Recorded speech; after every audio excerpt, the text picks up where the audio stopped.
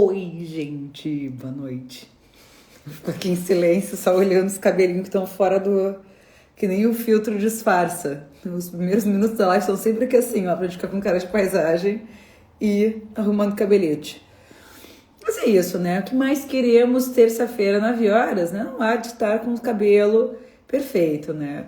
Depois de um dia de trabalho intenso, graças a Deus, a gente vem aqui conversar na aparência que pode, porém com muito conteúdo, porque o assunto é bacana, é rotineiro, mas ainda muito desafiador. Nós vamos conversar sobre rosácea e condutas para um tratamento eficaz. Como a gente melhora a eficácia e sucesso dos nossos tratamentos dos nossos pacientes de rosácea. Começa agora o Momento Palicência, nosso encontro onde a gente discute assuntos relacionados à beleza, né, e saúde da pele. Então, como a gente se mantém atualizado e consegue ter sucesso aí na nossa vida diária como médicos que atendemos pessoas e tratamos de condições de pele e trabalhamos com estética, com beleza. Então, aqui é o nosso encontro onde a gente discute diversos assuntos de interesse e a rosácea, que é o assunto de hoje, inclusive foi solicitada por uma das nossas alunas que assiste, acompanha aqui as nossas lives. Quem está chegando agora e não me conhece, eu sou a Natália, sou médica dermatologista, eu atuo aqui em Florianópolis, Santa Catarina, estamos na minha clínica, dou aula na residência de dermatologia da UFSC e também dou aula na plataforma de ensino da Skin Training, onde nós temos nosso curso Pele 3C, onde os médicos alunos lá aprendem a ter melhores condutas, aprendem a montar uma prescrição cosmiátrica excelente e tem com certeza resultados impactantes na sua clínica, nos procedimentos, nos atendimentos estéticos e também nas condições de pele. Oi, Mila, adorei o tema, cresci tendo rosácea de família, então vamos conversar mais sobre isso, amor. Fica à vontade para compartilhar a tua experiência, quais foram os maiores desafios, o que funcionou para você, o que não funcionou. Cíntia diz, eu tenho rosácea, então, querido, então acompanha até o final da live, que eu tenho certeza que você vai tirar muito bom proveito aqui dos ensinamentos que vamos conversar hoje. Todos ficam convidados a perguntar, questionar, compartilhar dúvidas, experiências, porque isso é realmente muito importante, a gente acaba construindo. A gente sabe que as condutas, nós temos aí guidelines que fazem os guias, mas cada caso é um caso, cada pessoa tem uma experiência e sempre vale ouvir e dialogar sobre isso. Adorei o tema. Quais as principais diferenças entre rosácea e acne? Vamos conversar. Doutora Cíntia, sou médica, tenho rosácea. É um desafio, até pra gente que é da área da saúde, que conhece, né, Cíntia? Mesmo para nós é um grande desafio. Hoje passou, fiz um tratamento nos Estados Unidos à base de vitamina C. Excelente, viu? Olha só, temos uma experiência da Mila contando que fez um tratamento à base de vitamina C, que sim, antioxidantes são ótimas opções de tratamento para acne. Vamos lá então, queridos. Então, eu sempre faço uma organização mental, assim, simulando a nossa vida diária mesmo. A gente recebe o paciente e qual o primeiro passo na hora antes da gente pensar no tratamento. Porque eu sempre digo, o tratamento de boa escolha, bem feito, é um tratamento quando a gente tem um diagnóstico bem feito. Então, a gente tem que saber primeiro diagnosticar bem a rosácea. A rosácea é uma condição que ela faz diagnósticos diferenciais com outras condições comuns de pele, como a acne, como já foi comentado aqui na nossa live, mas são condições diferentes, que se tratam de maneiras diferentes. E além disso, a rosácea, ela é uma condição que ela tem subtipos, né? Ela tem uma classificação. E, por incrível que pareça, cada classificação é um mundo à parte. Cada classificação, cada subtipo tem um tratamento em particular. Então, essa classificação é muito importante. E, além disso, tem pessoas que não tem só um subtipo, né? Tem mais de um subtipo. E a gente também tem que ter esse cuidado de abranger todos os subtipos de acne, de rosácea, perdão. Tem uma música que impede de te ouvir bem. E agora, de onde será? Eu não escuto aqui. Vou ver. Eu sou cercada Estou aqui com o meu computador aberto, estou com uma televisãozinha aqui ligada. Será que é isso? Vou desligar aqui. Será que melhorou? Dei uma silenciada em tudo aqui. Vamos ver se a gente consegue silenciar. Tô tentando ver, não escuto nada. Vamos ver. Obrigada por avisar, Cíntia querida. Então vamos lá. Temos que classificar corretamente a rosácea. Primeiro, como já foi uma pergunta, diferença entre rosácea e acne. A rosácea e a acne, elas têm um tipo de lesão elementar que são muito parecidas, porque ambas podem formar pústulas, né? Que são aquelas bolinhas vermelhas que tem um pontinho amarelo, que tem um pus no centro. Só que a acne, ela tem uma localização um pouco mais diferente. Então, a acne, ela tem um predomínio na fase da adolescência, num predomínio centrofacial, que a gente diz testa, nariz, né, queixo. E na fase adulta, na acne da mulher adulta, ela tem uma distribuição, as espinhas, a acne, mais na região do rosto e até corporal. Já a rosácea, ela tem uma localização diferente, ela é mais na região central do rosto, nariz, bochechas e pode acometer o queixo também. Então a distribuição já é diferente.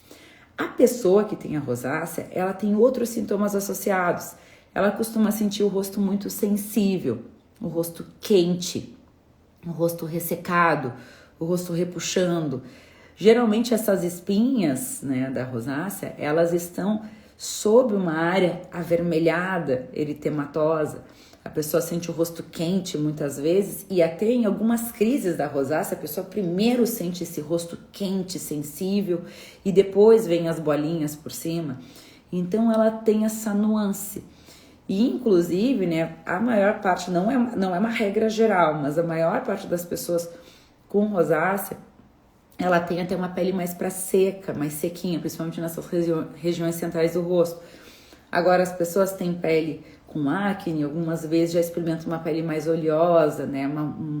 Elas queixam mais de oleosidade do que ressecamento. Não é uma regra geral, mas há um predomínio. Então, são pequenas nuances que fazem a gente diferenciar para um lado e para outro. Na rosácea existe histórico familiar da rosácea. A rosácea ela vem por crises, né, que não estão às vezes relacionadas ao ciclo menstrual. Às vezes nas mulheres a gente consegue observar, por exemplo, a acne hormonal, acne na mulher adulta, que ela está bem relacionada às vezes ali com o ciclo menstrual, na TPM, ali no período pré-menstrual acostuma ter um pouco mais de lesões. A rosácea ela tem outros gatilhos, geralmente é depois de sol, ou depois de muito estresse, ou depois de alguns alimentos, bebidas destiladas, tipo vinho. Então a pessoa experimenta crise depois dessas situações. Então tem pequenas nuances. Agora, com relação a áudio aqui, ai, obrigada, a gente não tinha visto. Aqui tá ótimo. Obrigada pelo feedback. Então, quanto ao subtipo da rosácea, isso é extremamente importante para a gente montar um tratamento eficaz. A gente já vai falar do tratamento, que é o tema central da nossa live, mas vamos lá dar uma revisada na classificação. Bom, rosácea tem alguns subtipos e os subtipos às vezes coexistem uns com os outros. Nós temos a rosácea eritemato-telangiectásica, que a gente chama, eu chamo provavelmente de rosácea vascular, né? Que quando tem aquele vermelhinho no rosto, as bochechas, o blush natural, que algumas pessoas têm fixo, tem aquele rosinha fixo, ou tem pessoas que não têm, mas quando ficam nervosas, numa situação de estresse, avermelha o rosto com facilidade. Nós temos a rosácea papulopustulosa, papulopustular, que é aquela rosácea que faz bolinhas vermelhas, pápulas e pústulas que lembram espinhas e às vezes confunde com a acne. E algumas pessoas às vezes têm rosácea e acne, né? Tem a coexistência das duas coisas ainda, né? Porque somos seres humanos e cada caso é um caso. E existe a rosácea fimatosa, que é aquela rosácea em que é um espessamento, um engrossamento da pele, principalmente em região de nariz, queixo, bochechas, que dá aquele aspecto de casca de laranja. O nariz às vezes ganha proporções grandes, fica realmente um tecido mais granuloso, fica um tecido espesso, que até distorce o nariz fica mais gordinho, mais batatinha, que se diz popularmente. Tem a rosácea ocular, que acomete os olhos, a pessoa tem crises de vermelhidão, sensibilidade nos olhos. E tem um subtipo mais raro, que é uma variante, que pode existir também, a nível de curiosidade não falaremos sobre ela, porque ela é mais rara, que é a granulomatose, que é um quadro mais exuberante, mais intenso. Mas então, vale a pena a gente conversar sobre o que a gente vê de mais comum, né? Que com certeza são os 3 primeiros tipos que eu falei, né? Que é a rosácea telangiectásica, que é aquela rosácea eritema-telangiectásica, que muitas vezes acompanha do flushing, né? A pessoa vem com aquele rubor, aquele vermelhão, de maneira, né? Depois de uma situação de estresse, quando tá com muito calor, ou quando tá mais, quando bebeu alguma bebida, ou se alimentou com algum alimento mais, mais apimentado, com mais condimentos. Tem a rosácea papulopustulosa, que também é extremamente comum no consultório, e a fimatosa, essas 3 são com certeza as mais comuns. Uma pode coexistir com a outra. Geralmente, quem tem a rosácea papulopustulosa tem a eritema telangiectásica junto. Às vezes a pessoa tem crises, né? Tem aquele vermelhinho fixo e às vezes tem crises que dão ali as bolinhas, as pústulas, as pápulas. E tem pessoas que têm tantas crises, que com o tempo vai havendo o desenvolvimento dessa rosácea, que é a fimatosa, que vai alterando ali a espessura da pele. E nós vamos conversar sobre cada uma delas. O que vale a pena a gente saber? Que existe uma regra geral. Para todo e qualquer subtipo de rosácea, existem recomendações que são para todos os pacientes.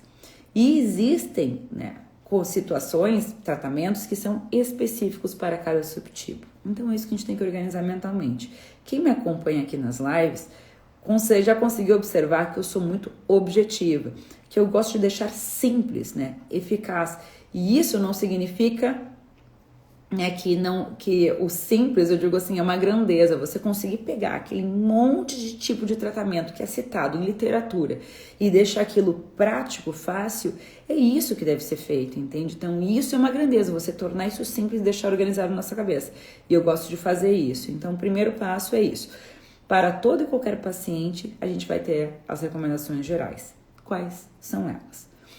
Primeiro, não custa lembrar, explicar a doença, explicar os gatilhos, explicar que hábitos de vida influenciam na rosácea. Então todo mundo deve saber isso. Que o sol, ele pode ser um gatilho da rosácea.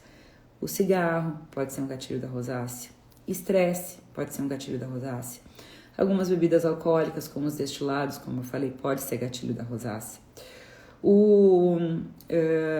Comidas apimentadas, condimentadas, podem ser gatilhos da rosácea. Alguns medicamentos podem ser gatilhos da rosácea. Cada pessoa tem seu gatilho. Então, vale até às vezes perguntar para o paciente, você já observou que algumas vezes você faz tal coisa e no dia seguinte você está com crise? Ou logo imediatamente você está com crise? Geralmente as pessoas sabem, comigo é sol, peguei um pouco mais de sol, no outro dia estou com crise. Ou tive uma reunião mais estressante, no outro dia estou com crise. Ou fui numa festa, uma balada, bebi um pouquinho a mais, ou tomei um vinhozinho no final de semana, fiquei com crise. Então, geralmente a pessoa sabe quando tem crise, qual é o seu gatilho.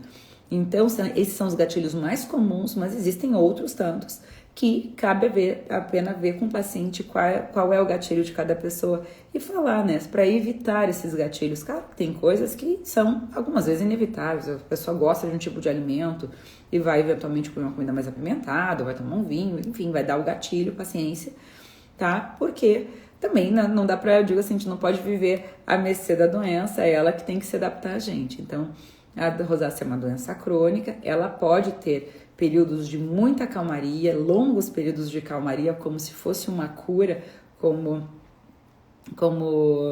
já foi falado aqui na live, mas ela é considerada uma doença crônica, que vai e volta, pode ter crises, Tem algumas rosáceas que são mais boazinhas, passam longos períodos sem crise, tem pessoas que têm crises mais frequentes. Então, por isso que a conversa sobre os gatilhos é extremamente importante.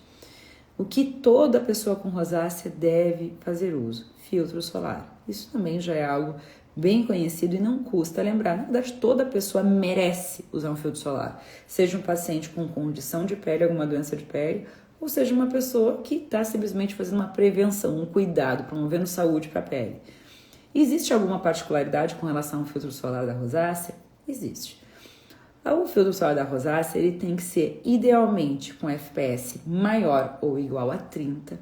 Quanto maior o FPS, melhor. Então, a gente diz que para essas doenças que são fotossensíveis, em que o sol pode piorar, quanto maior o FPS, melhor. A gente vai estar mais protegido. Então, esse conselho com relação ao FPS é bem interessante. O filtro solar, ele tem que ser de preferência, não é uma regra absoluta, mas de preferência com cobertura, com cor. Porque ajuda a cor.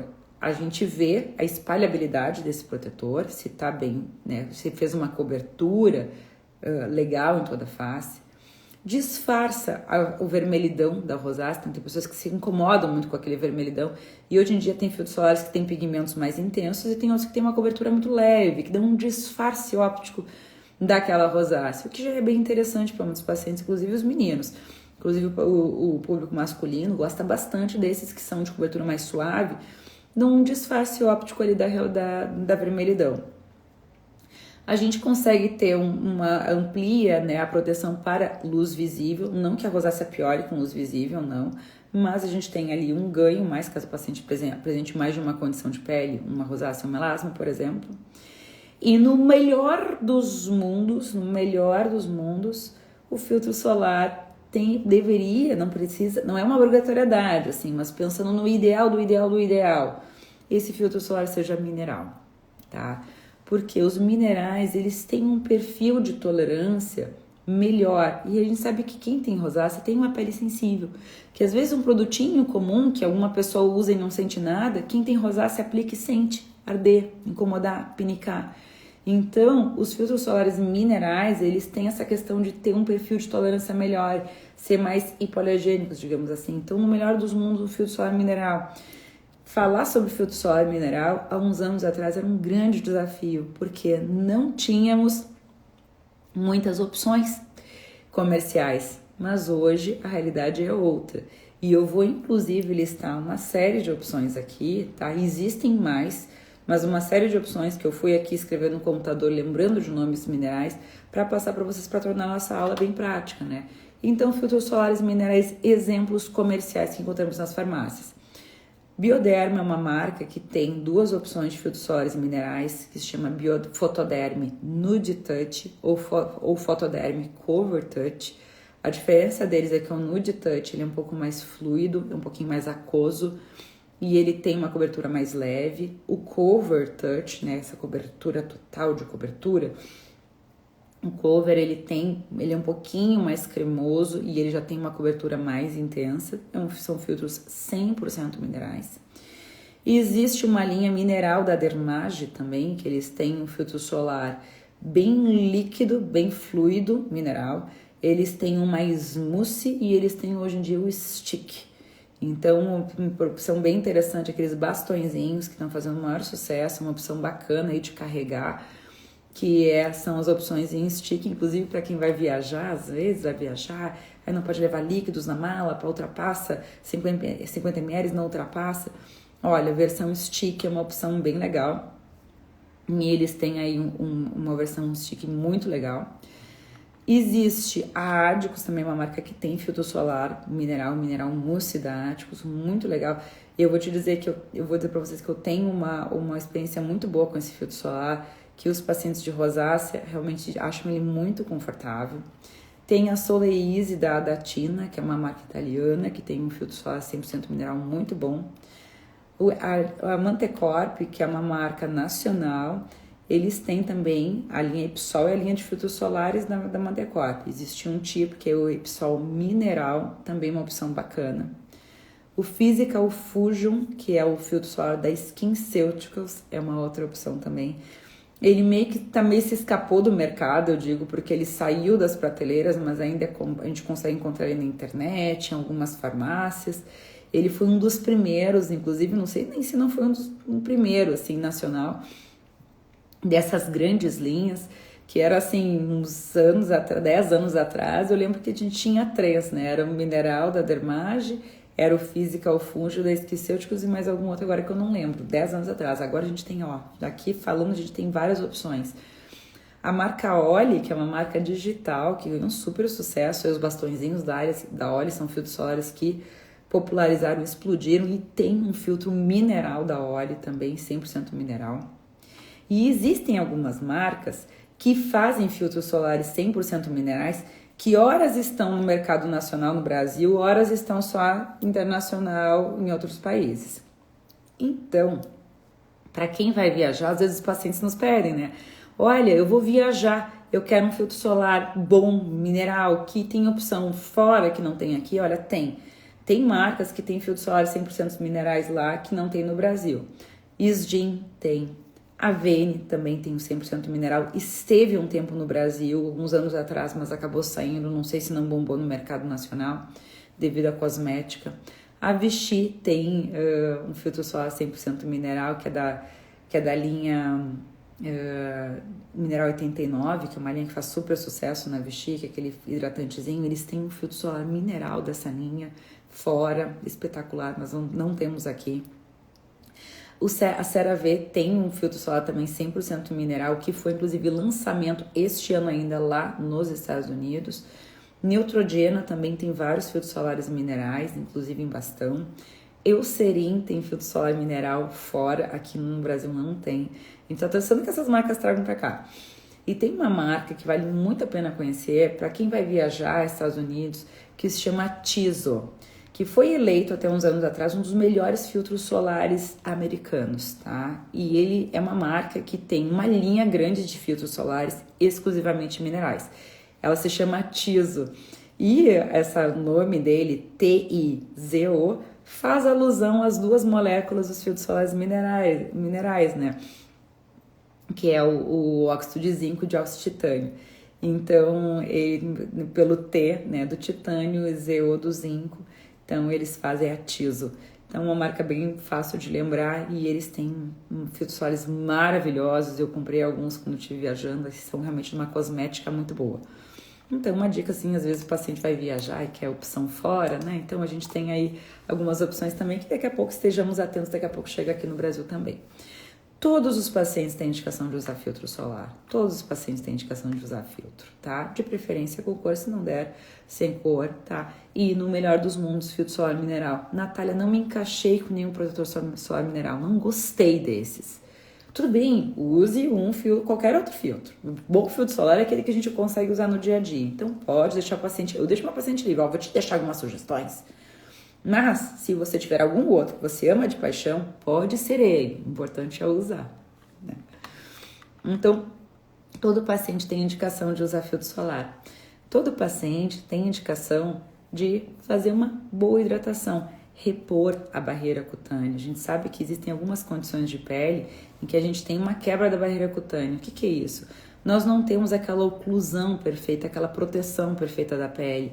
Há moléculas faltantes, há um desequilíbrio, há um número menor de moléculas protetoras e isso acaba desequilibrando a flora da pele, inclusive. Então, assim, quem tem rosácea geralmente tem uma quebra da barreira cutânea e o paciente até manifesta isso pra gente, diz: eu tenho a pele ressecada, repuxada, descasca às vezes, eu sinto repuxar, eu sinto craquelar. Então, os hidratantes, eles são fabulosos. Existem alguns ativos contidos dentro de alguns produtos hidratantes para a pele com rosácea e que já dão um que a mais, uma ajudinha a mais. O que? O fato deles serem calmantes e anti-inflamatórios. Que ativos que são esses que a gente encontra? Niacinamida, vitamina B3, eu vim falando aqui bastante dela.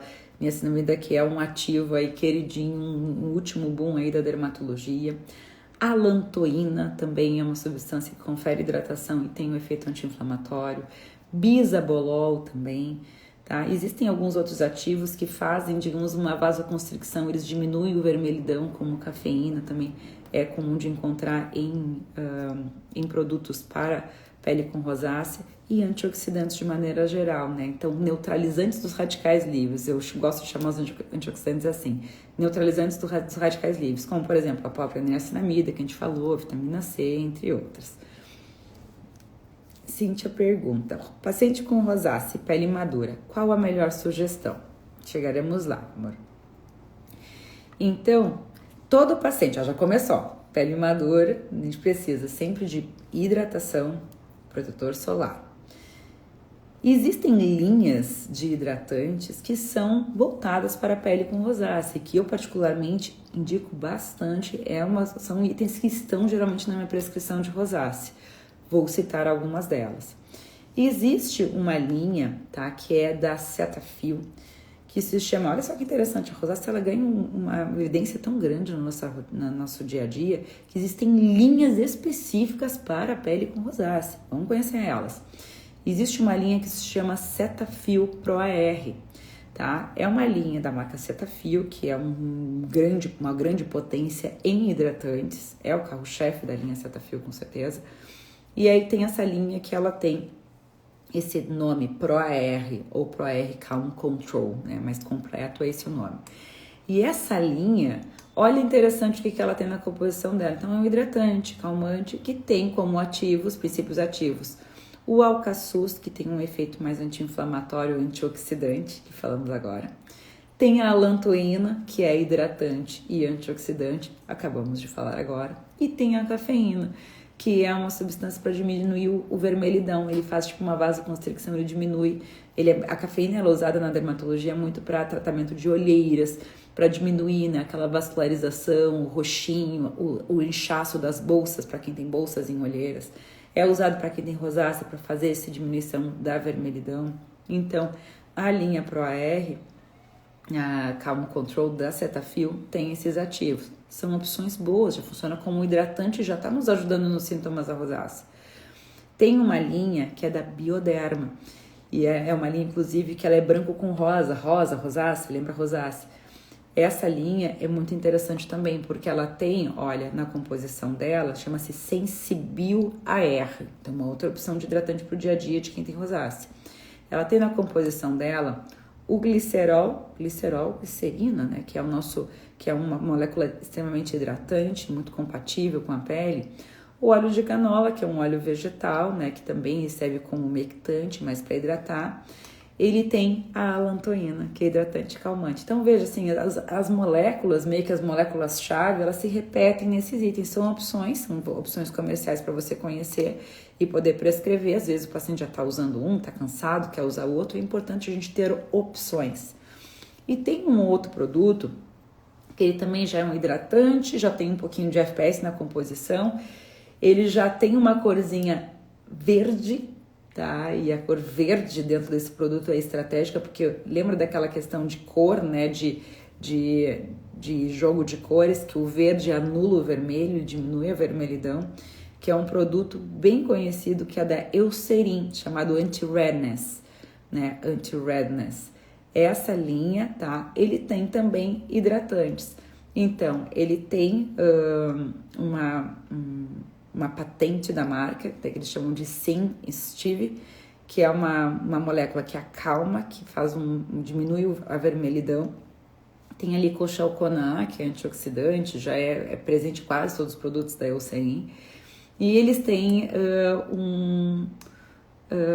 mais as moléculas hidratantes, tá? Tem a alantoína, glicerina, entre outros. Então, veja, assim, tá? São opções bem bacanas para o dia a dia. Existem outros hidratantes. Pode-se usar um outro hidratante que não seja posicionado para rosácea? Pode. Existem outros inúmeros hidratantes para o dia a dia que são muito bons para quem tem rosácea.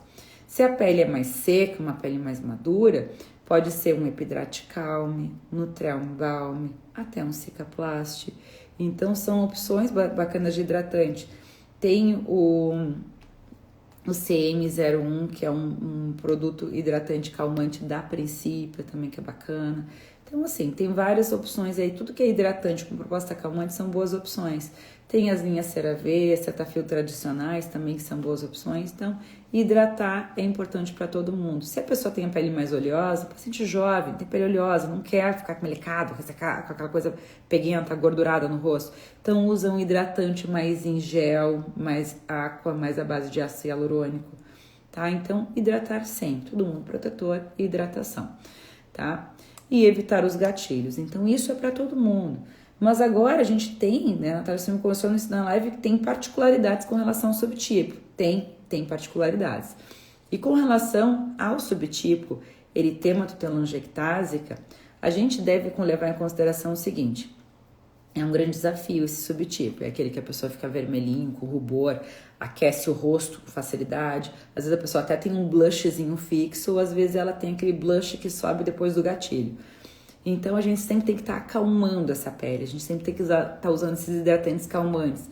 Bisabolol, niacinamida, allantoína. Tem um produto de uma marca que se chama Estederme, que ele é um produto aquagel, que ele é muito gostosinho também, que ele é de água celular da marca, que acalma a pele também, ele é muito, chama-se Aqua Celular, se não me engano. Que ele também é um gelzinho refrescante, que acalma para quem tem esse subtipo, é bem legal. Aqui, tá, tem algumas novidades. Conversei há algum tempo já em algumas lives sobre os estudos com relação à paroxetina, que é um antihipertensivo, que ele tem, né, foi se mostrado em vários estudos, né, de perfil de segurança e tudo mais, que doses de em torno de 40 miligramas, tá, de 20 a 40 miligramas de paroxetina, pode ter um benefício para o controle do flushing, das crises, do vermelhidão. Claro que paroxetina, ele é um medicamento psicotrópico, é interessante fazer uma avaliação com o psiquiatra, caso o paciente tenha já uma doença psiquiátrica de base, para ver se pode ser usado medicamento, se não há nenhuma contraindicação. Começar sempre em doses baixas, acompanhando esse paciente, mas é uma opção para quem se incomoda desse flushing, desse eritema nas bochechas. O Nath me mandou aqui. A minha rosácea só aparece quando eu viajo para fora, mas não consegui identificar exatamente qual é o gatilho. Ar seco, alimentação, mudança de alguma rotina. Ou tudo junto, né, Nath? Pode, ou um ou outro, ou tudo junto. O fato é, aqui no Brasil, a gente tem realmente um grau de umidade maior do que a média que a gente vê nos países. A gente vai, assim, viajar para fora, geralmente continente europeu, Estados Unidos, ali, América do Norte, a gente tem climas geralmente mais secos. Tanto é que os cosméticos que vêm dessas regiões são cosméticos muito pesados, muito gordurentos, né? Que para lá, para quem tem pele seca é maravilhoso, mas às vezes para a pele do brasileiro não é compatível. E a gente observa isso, que muda a pele quando sai, né? Então fica mais seco, daí às vezes fica mais seco, a gente muda a alimentação, que pode ser um gatilho. E às vezes até por estar fora da rotina ou com um fuso diferente, a gente acaba tendo um gatilhinho de estresse e a rosácea ataca. Então, às vezes é até um somatório de tudo junto. E obrigada por compartilhar a tua experiência, querida. E aí, tá? Para quem tem o flushing, tá? Tem essa opção da paroxetina, há de se considerar o quanto que isso incomoda o paciente, se ele tem crises frequentes, tem pessoas que trabalham com o público, que precisam falar, que precisam se comunicar, e daí fica aquele vermelhidão. Então, assim, é uma opção, tá? É uma opção. Tem o fato de que esse flushing, esse vermelho, se acontece por uma hiperreatividade dos vasinhos, né, da superfície da pele, e por um aumento da quantidade desses vasos também de maneira anômala, de uma maneira anormal. Aumenta a quantidade desses vasinhos. São vasinhos que não fazem sentido de estar ali. Então, por essa razão que as terapias de laser, luz pulsada principalmente, que é um grande procedimento muito mencionado na rosácea, é uma opção para esse subtipo também. Dizer, né, oferecer ao paciente esse tratamento quando for possível. Fazer sessões mensais, tá? É necessário fazer sessões, às vezes no início uma frequência maior de sessões, 3, 5 sessões, depois fazer uma manutenção, porque a luz pulsada, ela tem, além desse efeito, né, calmante, anti-inflamatório com alguns comprimentos de onda, ela tem esse fechamento dos vasos, diminui um pouco esse vermelhidão. E aqui eu também destaco a questão da toxina botulínica numa técnica chamada mesobotox, que é uma aplicação superficial em mini pápulas, numa concentração, numa diluição maior para controle dessa hiperreatividade vascular. E eu, particularmente no consultório, tenho resultados fantásticos com mesobotox para esse tipo de rosácea. Lembremos, a gente tem que lembrar desses tratamentos, além do tratamento de casa e tudo isso que a gente falou, os procedimentos, eles são fortes aliados nesse tipo de rosácea. Falando da rosácea papulopustulosa, que é aquela que aparece bolinhas e espinhas, tipo espinhas pústulas. Essa é um tipo de rosácea que é bem comum, assim, é o que às vezes traz o paciente de rosácea para dentro do consultório. Porque às vezes a pessoa tem essa de que dá flushing e vive a vida inteira, o blushzinho natural que ela teve desde sempre, desde criança, desde adolescência, isso não incomoda, às vezes a pessoa está acostumada com aquilo. Mas quando começa a dar bolinhas, espinhas, aqui, aí incomoda, aí o paciente vem.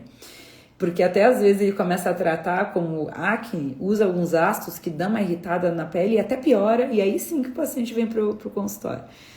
Então aí nesse subtipo que nós temos mais um leque de opções. Nós temos as pomadas, os tratamentos tópicos, que é com o metronidazol, conhecido com o nome comercial Rosex. Nós temos o ácido azelaico, conhecido com o nome comercial Azelan ou Zela. Nós temos a ivermectina, conhecida com o nome comercial Solantra. Nós temos... que mais? Ivermectina, falei todos. Temos os tratamentos orais, vou olhando uma colinha que eu vou falando aqui, vou ver se eu tô no flow. Tô. Nós temos os tratamentos orais, então essas três opções tópicas, elas são fantásticas para quem tem rosácea papulopustular. Nath, qual desses três tu prefere? A gente tá falando de coisa prática, né? Aqui é papum, preto no branco, vamos falar de coisa prática. Olha, o paciente tem uma pele super sensível, super seca. Ivermectina, tá?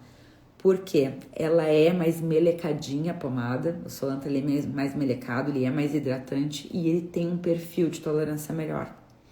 Então, tá? Ele é uma boa opção.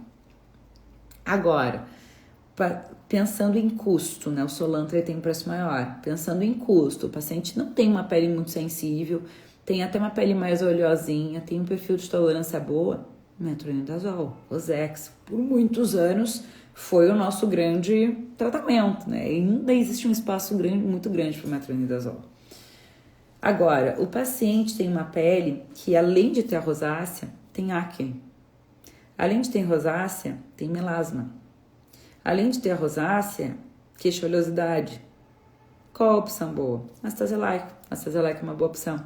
Então, a gente divide mais ou menos nessa questão. Então, uma pele madura, mais seca, que tem as bolinhas. Ivermectina. Um paciente que tem um melasma junto, uma espinha junto, ácido azelaico.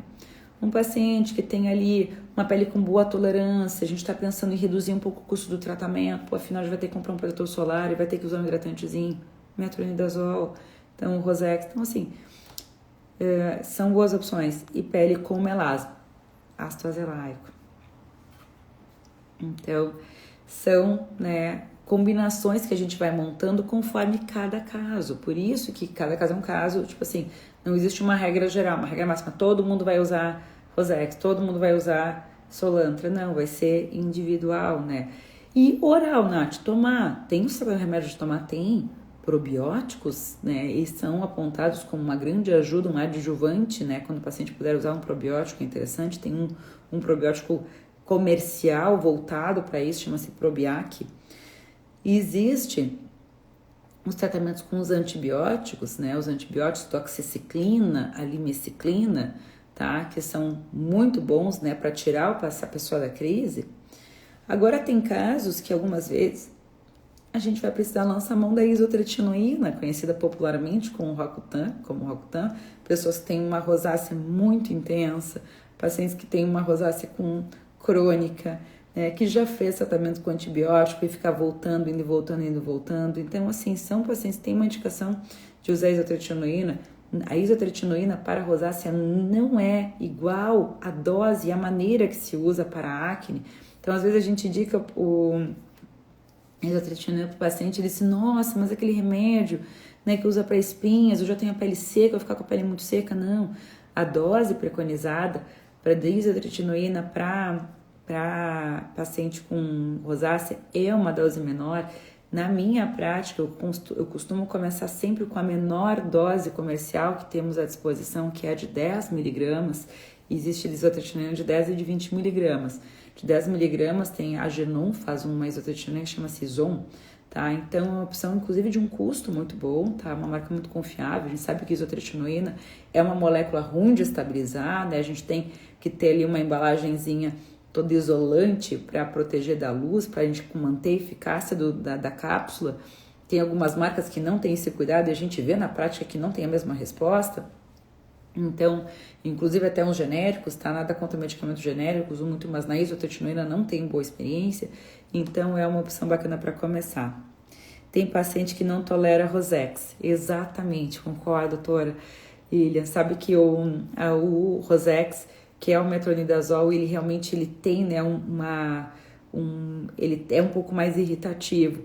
Por isso que comentei assim, que quando o paciente já tem uma pele mais sensível, eu concordo que daí o Rosex não é o tratamento de saída. E eu acredito que seja realmente a ivermectina, o Soolantra. Tem estudos que comparam, inclusive, os dois, tá? Então, head to head, né? Então, a gente tem aí ambos sendo comparados, mostrando eficácia igual, tá? Sem diferença estatística entre eficácia. Porém, com uma tolerância maior apontada para a ivermectina. Então, pensando em tolerância, a ivermectina realmente ganha. E além do que, o produto ele tem uma cosmética mais hidratante, então para quem tem pele sensível é muito bacana. Porém, eu digo assim, o Rosex a gente nunca deixa ele de pensar nele porque ele tem um custo muito bom, né? Ele é mais baratinho. Então, às vezes, o paciente tem uma tolerância boa, então o metronidazole pode ser uma opção. E a tretinoína tópica se usa. Tretinoína tópica, até um tempo atrás, muito boa, doutora Cris Amada, uma boa pergunta. Tretinoína tópica, ele era, né, a isotretinoína já é uma grande verdade. Agora a tretinoína tópica, a grande questão da tretinoína tópica é que ela pode ressecar a pele, ela pode dar dermatite retinóide, ela pode irritar a pele. Então, por muito tempo, acreditou-se que a tretinoína não seria uma boa opção para a rosácea. E aí, em função disso, né, a tretinoína ela foi retirada. Só que existem alguns estudos que apontam que quando você consegue contornar a dermatite retinóide, você consegue hidratar bem a pele, você consegue fazer uma hidratação eficaz e começar com uma concentração bem baixinha, a tretinoína, com o passar do tempo, ela aumenta a síntese de moléculas hidratantes e pode inclusive melhorar muito a rosácea, as crises, né? Então, melhora a qualidade da pele como um todo, reorganiza o tecido e pode ajudar nas crises. A grande questão com a tretinoína só é que a rosácea ela é uma doença em que é uma proliferação vascular, né? E a gente vê que tem esses vasos anômalos. E a tretinoína, quando usada por muito longo prazo, ela é apontada como uma causa de formação de telangiectasias na face. Então, a tretinoína para a rosácea, ela pode ser considerada uma opção, mas ainda não é a primeira, digamos, não é a primeira de saída, não é a primeira opção. Seria uma boa opção usar isotretinoína 20mg 3 vezes por semana? É uma boa opção, sim. Apesar de, já tem estudos que mostram que é melhor fazer uma dose menor e contínua do que fazer doses intermitentes. Olha que interessante. Isso eu acabei aprendendo, inclusive, numa palestra, num congresso. Inclusive para acne. Então, ao invés de fazer 20mg em dias alternados, que é uma coisa que se faz também na acne e também pode na rosácea, uma opção é fazer 10mg diário. Até um tempo atrás, o 10mg tinha sido tirado do mercado e a gente não tinha opção de 10mg. E, inclusive, não sei como é que é na realidade de vocês, mas aqui em Florianópolis, os meus pacientes eles têm dificuldade de encontrar de 10mg mais em conta. Às vezes tem que encomendar, o farmacêutico liga aqui e lá e acabam conseguindo encontrar de 10mg. Mas tem essa opção comercial, sim. Mas, às vezes, a gente não encontra, não está em distribuição. A gente pode usar de 20mg 3 vezes na semana como uma opção. E isso a gente vai mantendo uma dose mais otimizada até a pessoa melhorar das lesões e depois vai reduzindo até uma dose de manutenção. Tem pacientes que vão precisar de dose de manutenção de longo prazo, 1 vez por semana, 2 vezes por semana, porque se tira completamente e começa a ter crise novamente. Claro, se o paciente está fazendo acompanhamento certinho, com exames, está tolerando bem, não tem todos os cuidados de gestação, etc., que a gente sabe, ele pode continuar mais de longo prazo. Perfeita explicação, muito obrigada. Imagino que eu agradeço, amor, a participação, a pergunta. Bom, então, para a rosácea papulopustular, aí é também uma questão, confesso assim, que muito individual, de preferência, de prática com o medicamento. Gosto das tetraciclinas para retirar o paciente da crise, gosto muito. mas confesso que prefiro a isotretinoína, porque me parece que ela tem um efeito de longo prazo melhor do que as tetraciclinas. Mas isso realmente é de caso a caso, né? Porque tem pessoas que têm contraindicação de ISO, tem outras que não. Tem pessoas que têm acne concomitante e vão ter benefício. Então, assim, cada caso é um caso. Essas são opções sempre maravilhosas. Agora, a gente tem a rosácea fimatosa. E para a rosácea fimatosa, existem algumas observações interessantes. Quando a gente tem a rosácea que tem a fima, que tem aquele espessamento da pele, a gente sabe que um fator de risco para a fima, para o engrossamento da pele, é ter inúmeras crises de rosácea ao longo do tempo. Então, quanto mais a gente conseguir controlar o número de crises, melhor. A pessoa menos vai ter chance de desenvolver a rosácea fimatosa. Então, manter o paciente bem controlado é legal, é interessante, é indicado. Então, quando você pega um paciente jovem no consultório, começando os cuidados, a gente identifica uma rosácea, é interessante explicar isso. Olha, a gente não está só tratando, mas a gente está prevenindo coisas no futuro. Então, a pessoa realmente enxerga com um valor maior aquele tratamento, a importância, porque como são coisas que a gente tem que fazer no dia a dia, realmente manter a disciplina não é fácil. Então, a gente tem que realmente estar vinculado a questões maiores, a propósitos maiores, que é prevenir uma fima. A rosácea fimatosa, ela tem que ter todos aqueles cuidados que a gente já mencionou, que são para todos, e, além disso, existem opções de tratamento. Tratamento oral com a isotretinoína, como foi comentado, igualzinho para a rosácea papulopustulosa, é uma indicação, principalmente o paciente que tem a fima e tem crises ainda de pápulas e pústulas. Então, para quem tem crises, é uma opção também. Os antibióticos também são uma opção para quem tem rosácea fimatosa. E aí entra o papel dos lasers e dos procedimentos cirúrgicos.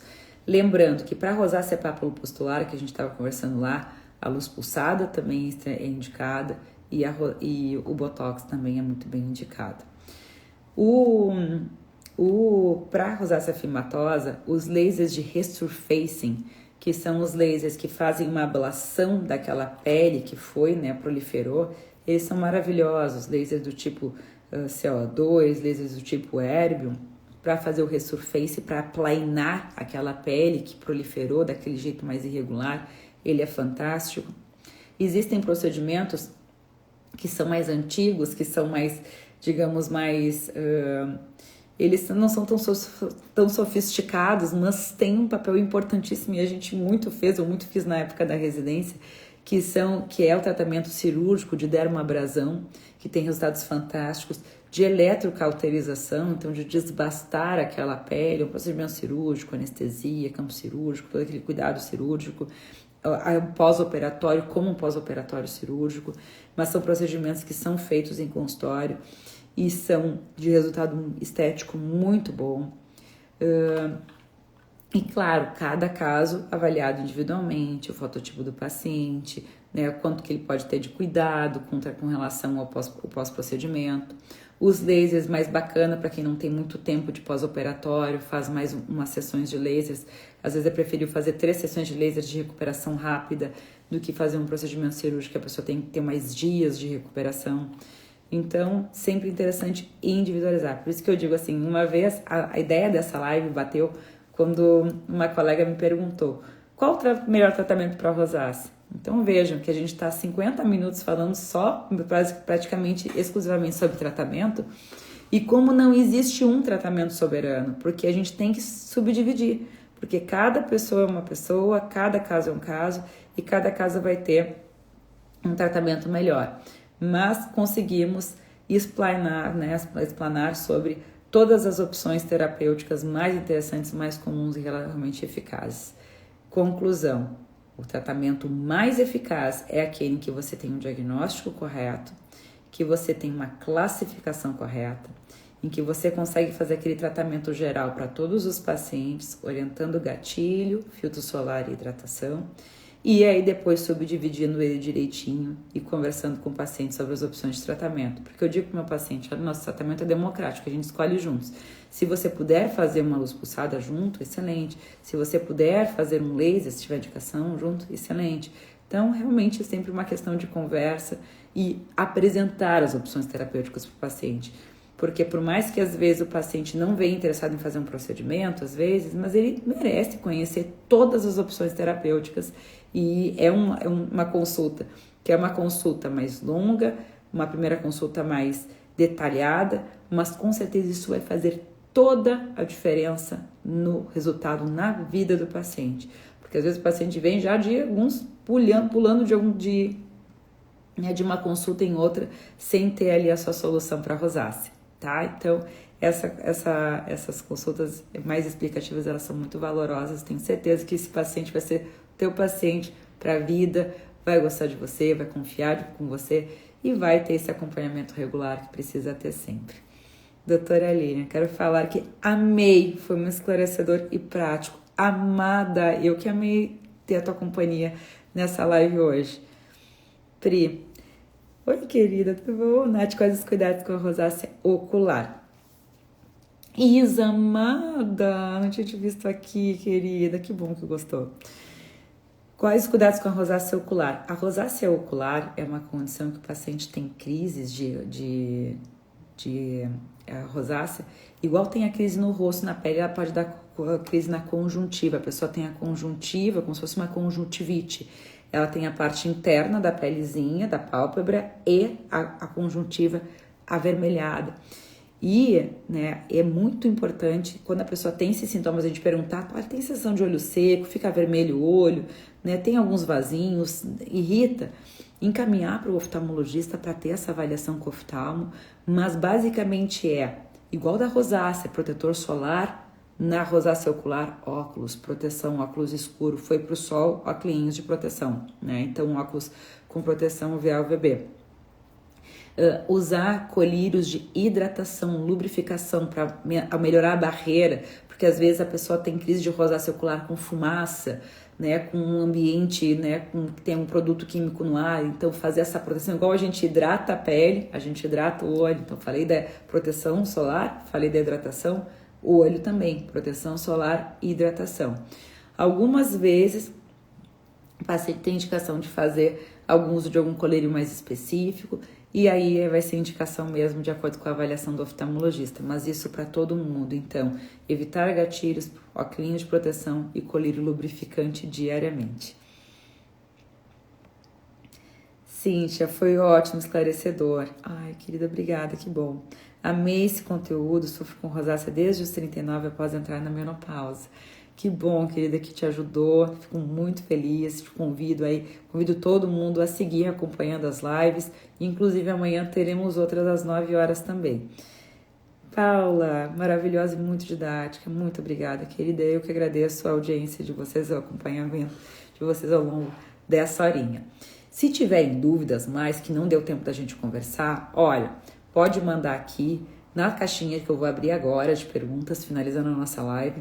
E se você gostou da live e quer lembrar de tudo que a gente falou, salva essa live aqui que ela vai ficar salva no feed, coloca ali na etiquetinha para você reacessar ela sempre que for preciso. Quem é aluno da minha plataforma do PL3C, os médicos alunos lá vão ter acesso a essa aula, ela vai subir na plataforma logo mais para você assistir de maneira organizada, assim como todas as nossas aulas live aqui do nosso canal do perfil do Instagram. Então os alunos já têm lá acesso também de maneira organizada, tá legal? Cláudia, tudo bom, Cláudia? Eu fiz tratamento por 4 meses, mais ou menos, para rosácea com tetralizal, a limiciclina, perfeito. Mas acho que não adiantou. Voltou em 2 meses. O que poderia fazer? Querida, fica tranquila, tá? Porque é assim mesmo. A rosácea, ela vai e volta. O tetralizal, ele é muito bom para tirar da crise. Então, acredito que quando você tem usado ele, melhorou, mas depois voltou. Voltou porque teve algum gatilho, alguma coisa que desencadeou a rosácea a voltar. O que poderia fazer? Talvez esteja faltando o que a gente chama de tratamento da manutenção, isso que a gente falou, protetor solar, hidratante, evitar os gatilhos. E usar o tetralizal, ele tira da crise, mas ele não cura. Então, pode ser que você tenha que reusar o tetralizal ou até usar algum outro medicamento, como a isotretinoína, que foi o que a gente comentou, que, na minha experiência, ele tem uma durabilidade de tirar a pessoa de crise por mais tempo, digamos, um intervalo sem crises um pouco maior. Então, é realmente uma opção de tratamento, mas não te assusta, não fica chateada não que teve que voltou, porque a história natural da rosácea é dela voltar às vezes em crises mesmo. Rosácea é muito difícil, tem vezes que nada serve, tudo irrita, obrigado por esclarecer tantos detalhes, realmente, querida, é bem isso. É um grande desafio, por isso que sempre vale a pena a gente conversar e esgotar esse assunto.